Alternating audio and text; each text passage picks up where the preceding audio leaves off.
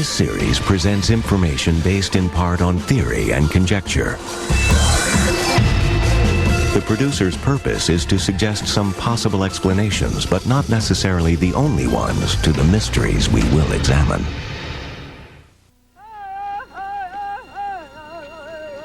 Long ago, on the Midwestern plain, men and women gathered to watch the skies.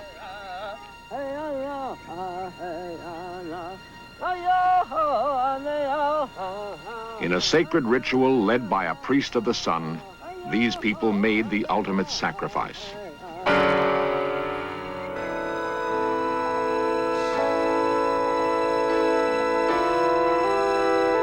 All that is left of these earthen mounds. They may conceal the secret of a Mayan legacy.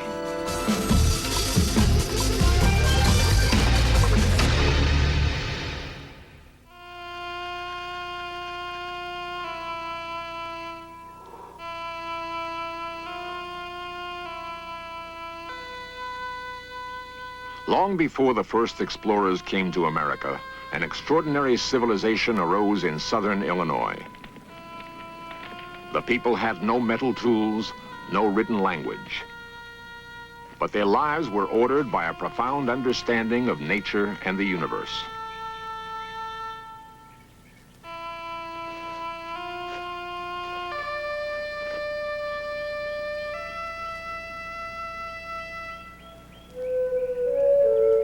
On these mounds once stood the temples of a great metropolis, home to 40,000 men and women.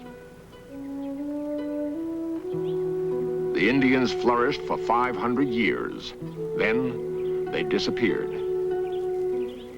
Beneath the mounds, scientists uncovered a fascinating clue to the origins of the lost city of Cahokia. In 1961, Dr. Warren Whittrey of the University of Illinois began an excavation on the outskirts of the mounds. In a series of deep pits, he found remnants of wooden posts. At first, he thought they were part of a giant stockade surrounding the city. As more poles were unearthed, Whittrey became convinced that a grand design lay behind their arrangement. He began to reconstruct the ancient site, sinking new posts in the original holes. What anthropologists knew about the Indians of Cahokia did not prepare him for what would be revealed. The posts seemed to form a giant circle, like a circle of stone erected 3,000 years before at Stonehenge. We believe that the American Woodhenge functioned in somewhat the same way as the famous site in England known as Stonehenge. These sites were used by ancient people to observe sunrise at various times of the year, and the observation of sunrise served as a kind of calendar. Woodhenge was built with a precision that is astonishing even today. It was analyzed on the same computer used for Stonehenge, and the circle at Cahokia proved more accurately aligned to the sun.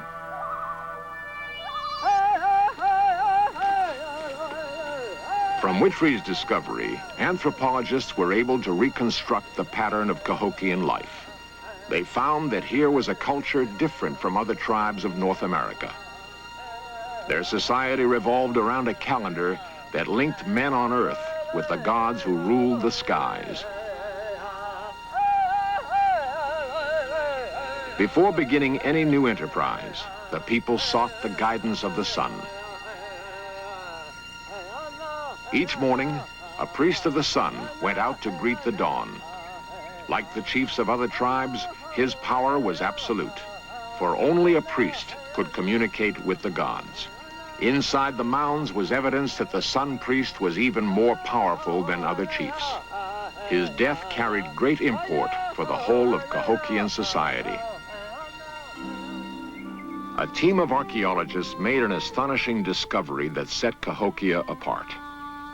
53 young women were buried in a mass grave. They had all been strangled. Nearby were the partial remains of 4 young men. It appeared that their heads and hands had been deliberately severed.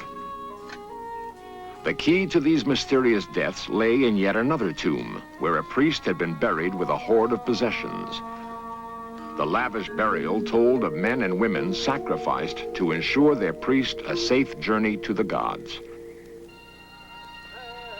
Nowhere in the story of the ancient Americas was there ever such a massive ritual sacrifice. Were the Cahokians inspired by ideas from another place and time?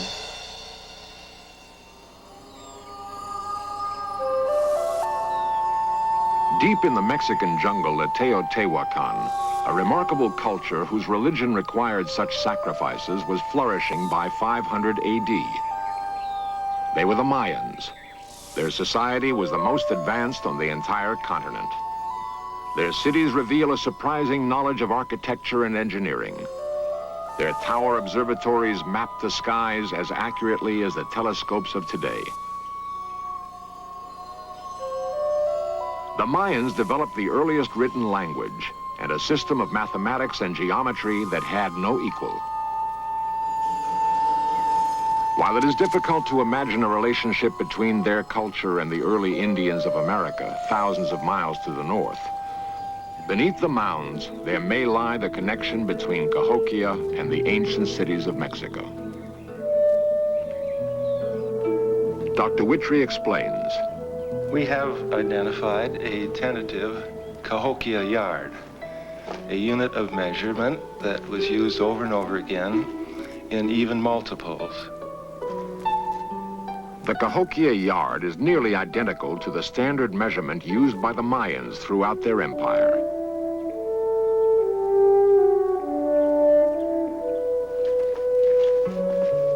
An intriguing correspondence in time may connect their societies. The turning point in Cahokia's development came around the year 900, precisely as the Mayan civilization was drawing to an end in Mexico.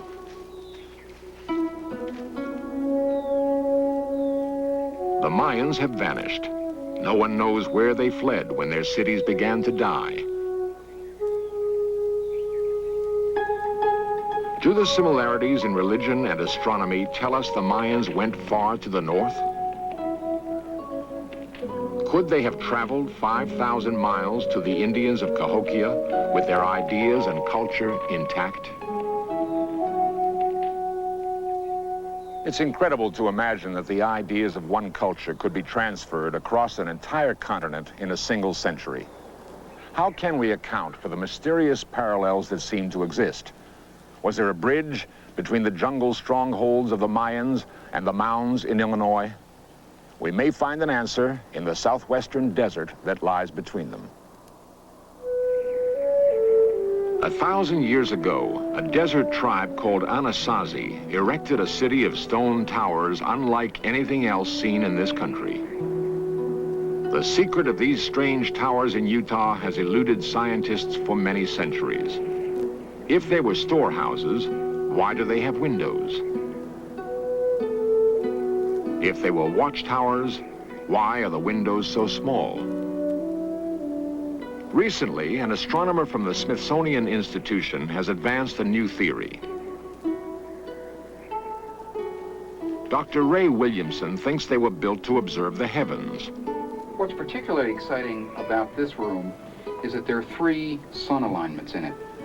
Now, we consider this combination of 3 alignments to be an excellent calendar room. It's an excellent place, even today, where we could, if we stayed here long enough throughout the year, actually put marks on the walls to tell us what day it is, and to very accurately determine the summer solstice, the winter solstice, and the equinox. Several of the towers have strategic windows that line up with the rising moon. It would have taken many generations of careful study to make them so accurate. Dr. Williamson believes the alignments would provide the basis for predicting eclipses, a complex procedure understood by only a few cultures. We have indications here that they were going in the direction of developing a calendar as complicated as a Mayan calendar. That's a guess, that's a hypothesis. It's one that we're working on right now. These towers have been mysteries for years. Some people have suggested that these towers are reminiscent of the Mayan towers. I'm not sure. Mayan observatories took a circular form, an expression in stone of the wind and the cosmos. Did they inspire the tower observatories of the Southwest?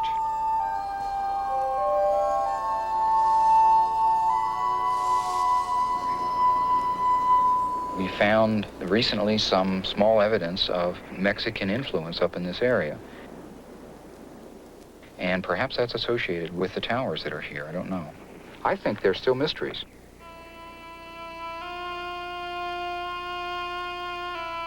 "300 miles from the Anasazi, another ancient people erected a temple to the skies. They too have disappeared, but they left behind an important clue.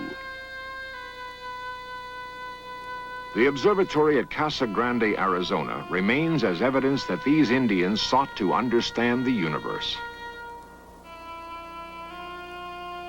Of an entire pueblo, only a few walls have survived the centuries.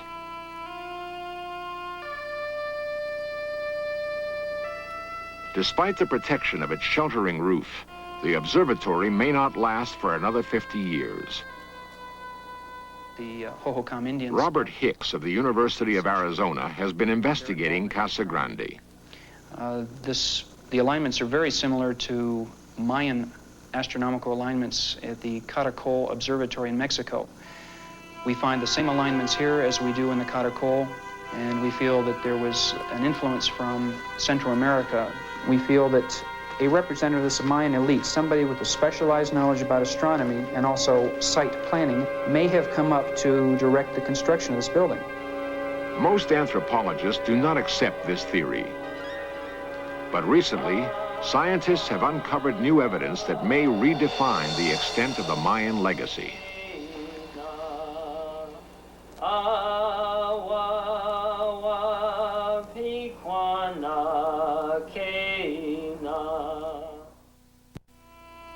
In the deserts of the Southwest, this country's prehistoric astronomy reached its greatest heights. If there was a link between the ancient Mayans and the Indians of Cahokia, a continent away, perhaps we will find it here. A pueblo in New Mexico may well be the crossroads in that ancient connection. It is Chaco Canyon, built out of stone and brick by the Anasazi, architects of the mysterious towers in Utah. In a massive ceremonial structure called the Great Kiva, astronomers found evidence of a scientific knowledge that rivals anything we know today. At the summer solstice, Dr. Williamson has come to observe the dawn. Every year on the 21st of June, the sun repeats a timeless pattern. All right. Now that will just about get the sun coming over. There it comes. We're here in Chaco Canyon in a great kiva, Casa Rinconada, to determine the astronomical alignments of this building that we're in. We're here on the solstice because on the solstice the sun comes through this port that you see and falls on that low niche over there. The solstice was a special time for the Indians who constructed this building.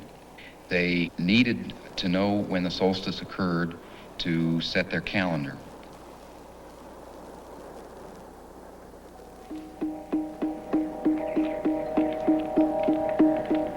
At the winter solstice, a ritual of fire ushered in the new year. In December, the sun seemed to stop in its winter house. The Indians mounted an elaborate display of fire and light to prompt their god, the sun, and set the year in motion. The ceremony of fire can be traced to the ancient cities of Mexico. How did it come to the Anasazi? 1,000 years ago, the dwellings at Chaco were dug into the ground. Then, quite suddenly, an extraordinary change swept the canyon. The Anasazi began to build a city of towering pueblos. Almost overnight, Chaco became an active center of agriculture and trade. Its wealth based on the rich deposits of turquoise that lay nearby. The population grew to 25,000 men and women as the Indians learned to mine the stone.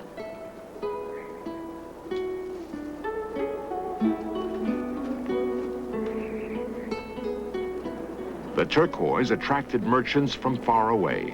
Some believe that Mexican traders came north seeking the sacred stone for the worship of their god Quetzalcoatl.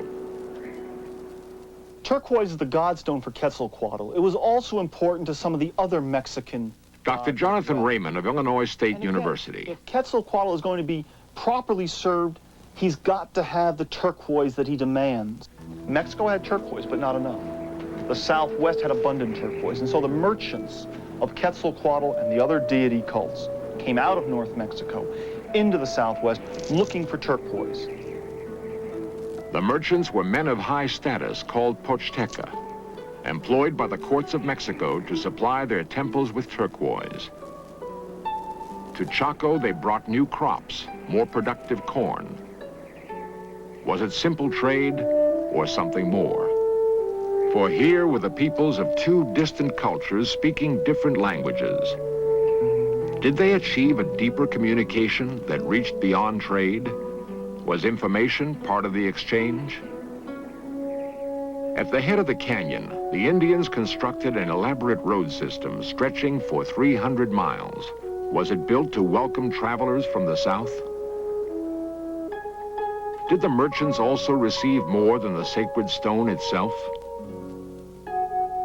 Raymond believes the Anasazi not only supplied the raw turquoise, but actually worked it into finished products. The beads and ritual mosaics used by the Mexican culture thousands of miles away. And in time, Chaco and the other areas around it came under the heavy influence of Mexican exploitation, economic exploitation, for the betterment of these religious cults of North Mexico. In an excavation for the National Science Foundation, Raymond unearthed dramatic evidence to support his claim. He discovered two tombs that were like no others seen in this country. Two skeletons were found, laid out on thousands of turquoise beads. 12 men had been beheaded to accompany them in death. To Raymond, the implications were clear. These were the graves of important visitors from another land. They're not your ordinary Pueblo peoples. These are someone special. I think Pochteca. If the Pochteca did bring new crops to the north, they undoubtedly would have taught the Indians how to grow them, passing along the astronomical knowledge necessary for a seasonal calendar. Knowledge not only of the sun and the moon, but of the stars as well. Using a computer, Dr. Raymond has found evidence to substantiate his theory.